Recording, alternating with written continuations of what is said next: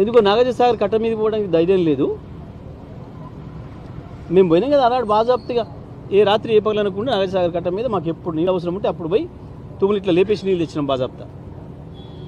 ఇవాళ ఎందుకో పోరు ఇద్దరు మంత్రులు ఒక్కసారి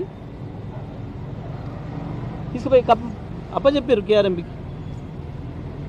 కేంద్ర బలగాల పహారాలో ఉంది వాళ్ళ నాగార్జున సాగర్. ఖతమైపోయింది. మంచినీళ్ళు కూడా లేకుండా చేస్తున్నారు దరిద్రులు. నల్గొండ జిల్లాకు మంచినీళ్ళు లేని పరిస్థితి మళ్ళీ తీసుకొస్తున్నారు. మళ్ళీ ఫ్లోరోసిస్ లేచే పరిస్థితికి వచ్చింది.